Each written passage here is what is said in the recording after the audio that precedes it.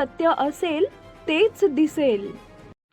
महाराष्ट्राच्या राजकारणात राष्ट्रवादी काँग्रेसमध्ये पुन्हा एकदा मोठ्या राजकीय हालचालींना वेग आल्याची चर्चा रंगू लागली आहे. पक्षातील अंतर्गत घडामोडींनी नवा ट्विस्ट घेतल्याचे संकेत मिळत असून अजित पवार गटातील तब्बल 22 आमदारांनी गुप्तपणे शरद पवारांची भेट घेतल्याची माहिती समोर येते. या घडामोडींमुळे राज्याच्या सत्ता समीकरणांबाबत नव्या चर्चांना उधाण आली असून राष्ट्रवादीत नेमकं काय शिस्त आहे याकडे सर्वांचं लक्ष लागलंय. राष्ट्रवादी काँग्रेसच्या दोन्ही गटांभोवती पुन्हा एकदा चर्चांना उधाण आलंय.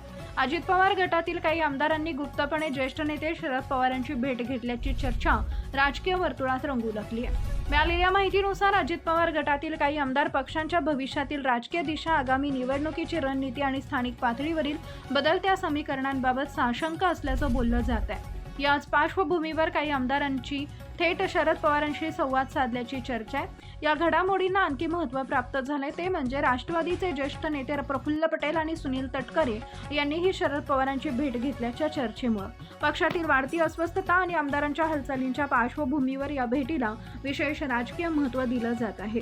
मात्र या बैठकीत नेमकी कोणती चर्चा झाली, कोणते आमदार सहभागी होते किंवा पुढील रणनीती काय असणार आहे याबाबत अधिकृत स्तरावर कोणती माहिती अद्याप समोर आलेली नाहीये. Subscribe now and press the bell icon. Never miss an update.